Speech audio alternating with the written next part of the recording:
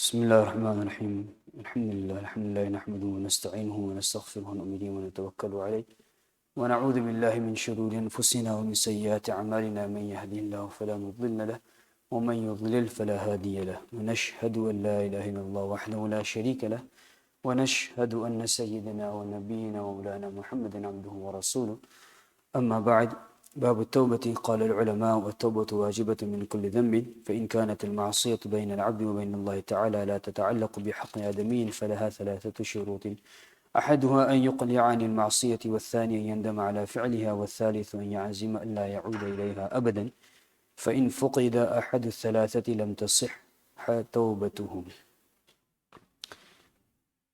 رب اشرح لي صدري ويسر لي أمري واحلل عقدة من لساني يفقهوا قولي رب زد علما رب يسر ولا تعسر وتمم الخير بك نستعين اللهم صل على محمد وعلى آل محمد وبارك وسلم ربنا اغفر لنا ذنوبنا وإسرافنا في أمرنا وثبت أقدامنا وانصرنا على قوم الكافرين اللهم نقنا من الذنوب كما نقيت ثوب الأبيض من الدنس. In the last gathering, alhamdulillah, we went over a few topics under the chapter of Tawbah, the signs of acceptance of our Tawbah. Number 2, the sunnah method of making Tawbah. Number 3, the practical method of maintaining our Tawbah. And then we went over the benefits of making Tawbah on a daily basis, morning and evening. And the last topic and the last subject we began, which is discussed in the introduction of Imam Nawawi rahmatullahi alayhi.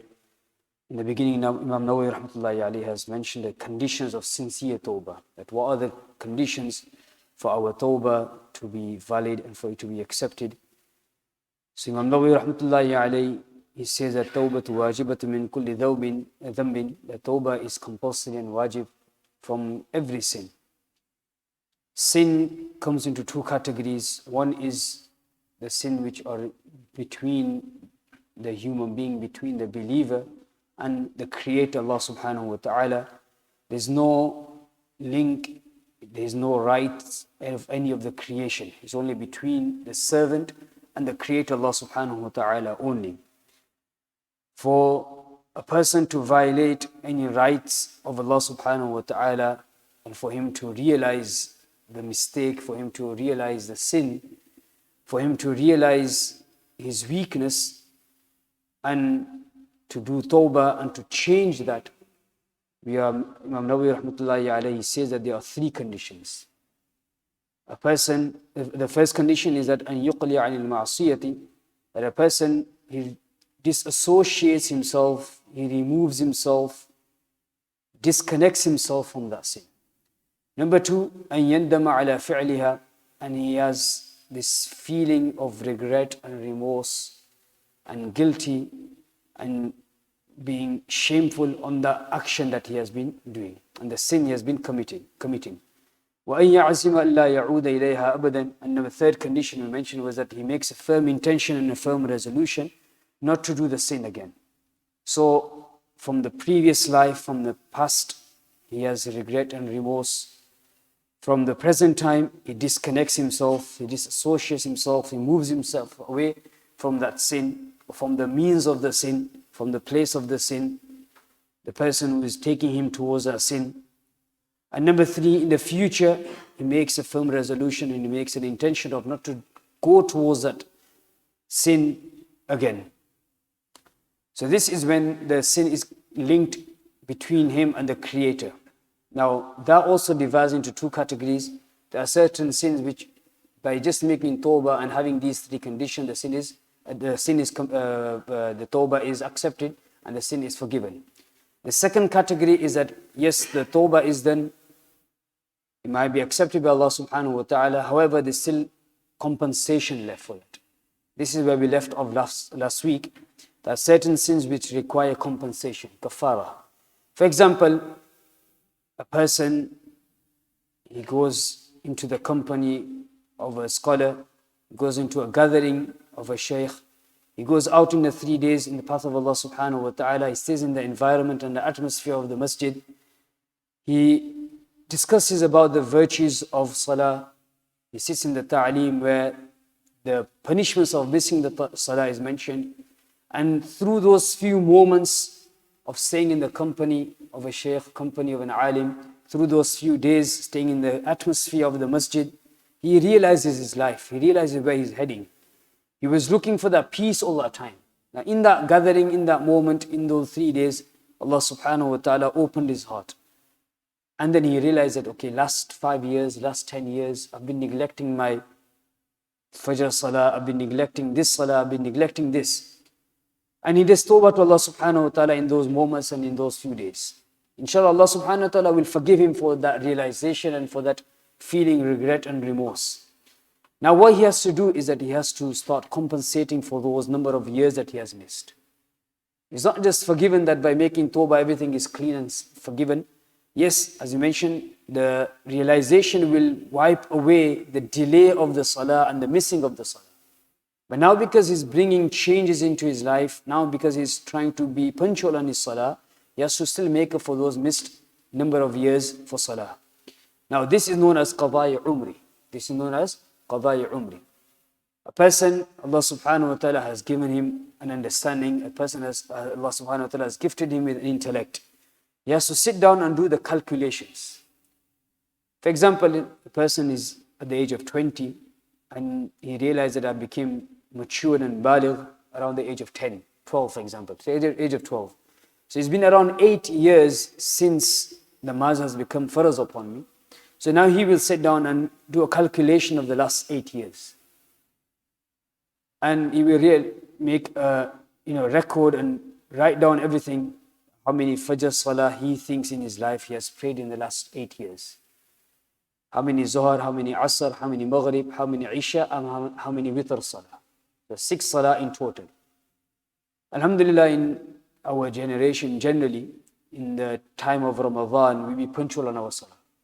So 8 years, you may say that, okay, in the Ramadan time, I was punctual on my Salah. Fajr, Zuhr, Asr, Maghrib, Isha, Witr, I was punctual. So 8 years of Ramadan, he will cancel out.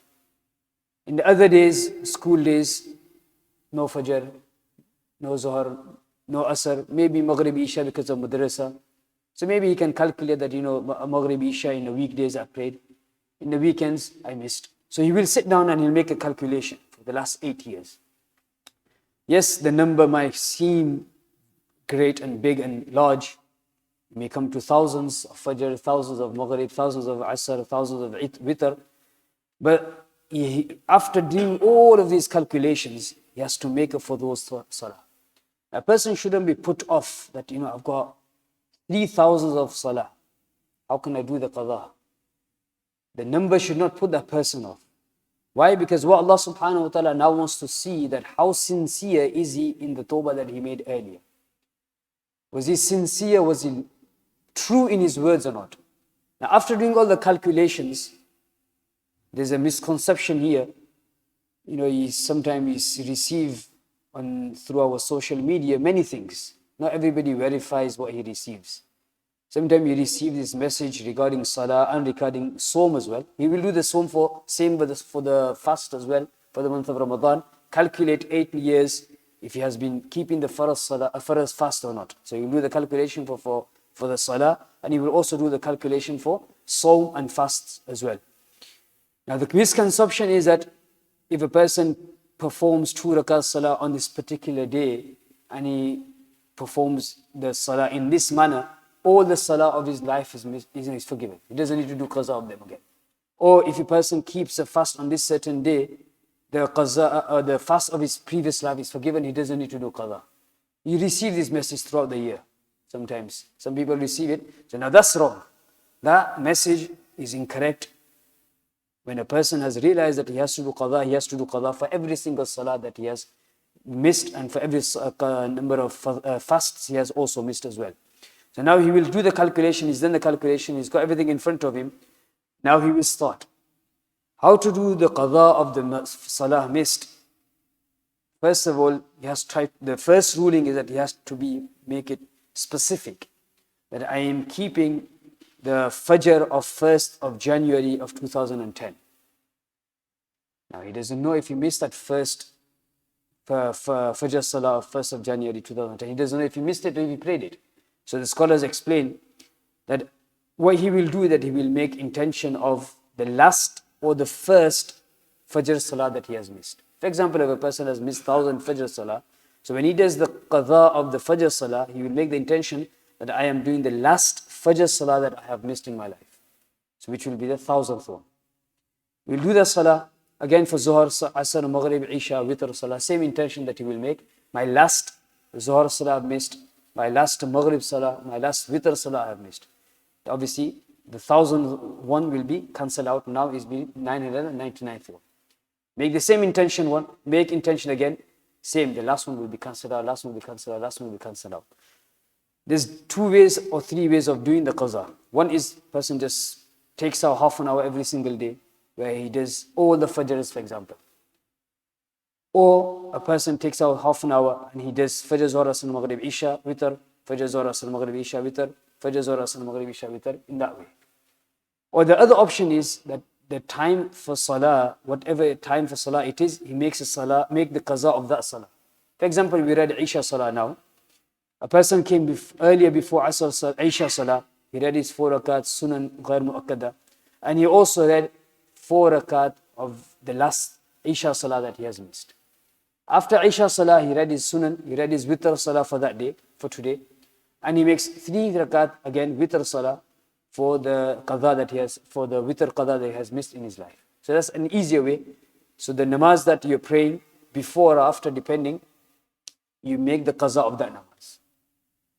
Now you keep a note of it. Nowadays we have different ways. You've got technology, so you may have an app, or you may have the computer, where you keep note of everything.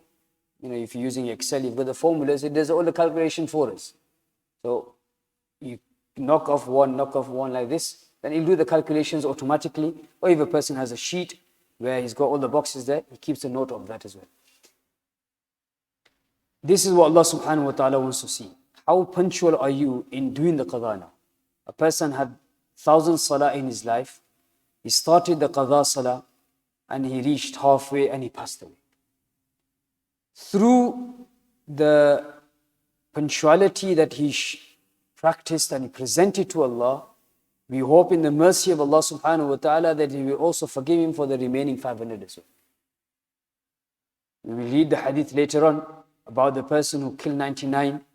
He tried to ask the person, am I forgiven or not? That person said no, and he knocked him out as well. He killed 100. Then he went to somebody else and somebody said, yes, there is still hope. So we'll discuss in the hadith later on, inshallah. But what we mentioned today is that any sin that's related to Allah subhanahu wa ta'ala directly, through tawbah, it will be forgiven. However, if the sin requires compensation, we have to do qadha and we have to do the kafara and compensate for it. And we mentioned about qadha of salah, qadha of sawm as well. Like this, for example, zakah. A person realizes that, okay, last 5 years I've not been paying my zakah. So again, he will sit down and do the calculation of roughly what amount he would have had the last time that he had to pay qaza, he had to pay zakah. Again, there are rulings for this as well, that when does the person make the calculation of his qadha? It all depends on when did he get that amount, the nisab, the limit for the zakah to become farz upon him. Now, if he did not remember, people just choose the beginning of Ramadan.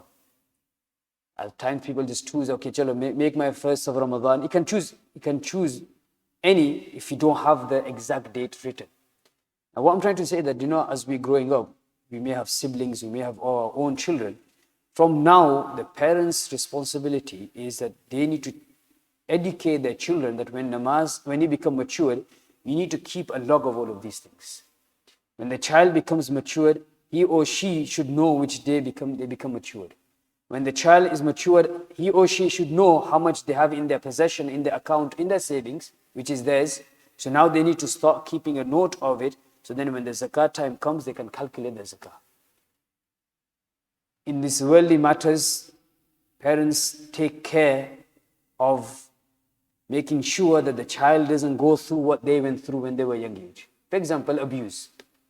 We hear nowadays women and men, parents come out that, I went through this abuse when I was young. I don't want my child to go through that.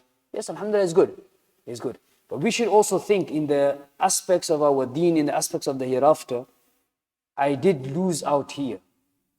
I lost this, I lost that. I could have earned the reward here, or I didn't keep on top of my namaz, or I didn't keep on top of my zakah.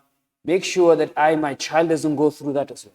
So the way we take matters of the world serious and make sure that our children don't go through that same loss, we should also make more clear and pay more attention towards the matters of the deen and matters of the hereafter where we lost when we were young. So our children don't go through that. When we were young, it's possible our parents didn't tell us when we became baligh. Our parents might have told us when did we become sahib in nisab, that we had to pay zakat. Now we shouldn't make that mistake for our children. On computer, on paper, wherever, keep those dates ready. When is my child going to become mature? As soon as you know, as soon as the child tells you, okay, my child became, so remember the Islamic date. My child became matured today is the 17th now, the 17th of Jamad al-Ukhra, for example, 1444. So you make the note of it. The child will not understand now, but then you make the child understand that, look, you became baligh on this day, and you need to make sure that if it's a girl, for example, she calculates her monthly days correctly. Or the zakat masail as well. So zakat, we may have realized that for 5 years we missed out, calculated for that as well, and then we pay off for the zakat. Like this for Hajj, for example. A person has had enough wealth in his life that he should have gone for Hajj. Nowadays we hear that we plan to go for holidays. People save up throughout the year to book on holiday for certain part of the year. And we also understand and realize that the same people, same individuals, same parents have never been for Hajj. They may have been to India and Pakistan and Bangladesh or somewhere else every year. When it comes to the cold days in this part of the world, they fly off to back home, to a warm country where they spend a couple of months. But the same people, same individuals, same parents, same grandparents have never done Hajj. So we need to make them understand that Hajj had become farad upon you. If you have not performed your farad Hajj, Nabi sallallahu alayhi wa sallam, he says that if he has not performed his farad Hajj, there is no care whether he dies as a Jew or as a Christian. There is no care, we do not care, we do not want to know. If this same person passes away, he leaves this world as a Jew or as a Christian. So there's a very, very severe punishment for this, very severe warning for this.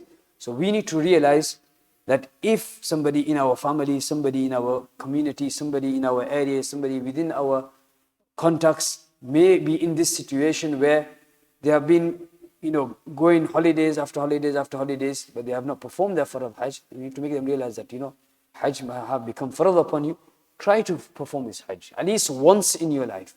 Alhamdulillah, Allah subhanahu wa ta'ala has opened the doors of provisions for us. We see that our young generation have so much in their possessions. So we should make them realize that alhamdulillah, Allah subhanahu wa ta'ala has given you something. From there, if the Hajj has come farad upon you, make sure that the farad Hajj is performed. Like this, make them realize that the zakah should be given. Zakah, only 2.5%. 2.5% is not a large amount. If you have a cake, divide into one half, so you have two halves, that's 50%. Divide it again, that person is able to keep 75%. And divide that again into another. He's still able to keep more than 80%. So that 2.5 is only 97% he's going to keep. 96, 97% he's going to keep. Only 2.5 is given. So it's only a very thin slice that he has to donate in the path of Allah. Rest of the cake he's going to consume and eat and enjoy himself. So when you make them realize this, then zakah doesn't become a burden upon us. The zakah doesn't become difficult upon us. Just to conclude, we mentioned that our tawbah will be accepted by Allah subhanahu wa ta'ala when we are violating any rights of Allah subhanahu wa ta'ala. Divides into two categories. Certain sins which are directly to Allah subhanahu wa ta'ala doesn't require compensation. A person has been, taking intoxicants, for example, drinking. He realizes that this is wrong. There's tawbah. Now he starts moving himself away. Allah subhanahu wa ta'ala will accept that tawbah, inshallah. Person does miss his salah. He has to compensate for that. he does tawbah and he does the compensation, then we have the hope in the mercy of Allah subhanahu wa ta'ala that he will also accept that tawbah as well. As long as he's sincere, loyal and true in his words, where he's trying his best to not to do those actions again, then Allah subhanahu wa ta'ala will accept his tawbah. And he continues in his life, he's doing tawbah. A person does tawbah continuously, that's a sign of being sincere, and that's a sign of being also true in his words. Then in that way, Allah subhanahu wa ta'ala will accept his tawbah, Allah subhanahu wa ta'ala will wipe away those sins. Inshallah, we'll continue what Imam Nawawi rahmatullahi alayhi says next in this introduction of Babu Tawbah. We ask Allah subhanahu wa ta'ala to give us the understanding, we ask Allah subhanahu wa ta'ala to give us the realization of those sins which are, those rights of Allah subhanahu wa ta'ala we may have been violating, and give us understanding and the realization of compensating for those rights and the sins of Allah, rights of Allah subhanahu wa ta'ala. Allahumma ameen. Subhanallah wa bihamdihi. Subhanakallahumma wa bihamdik. Nashhadu an la ilaha illa anta nastaghfiruka wa natubu ilayk. Subhana rabbika rabbil izzati ma yasifun. Wa salamun ala al-mursalin walhamdulillahi rabbil alamin. Bi rahmatika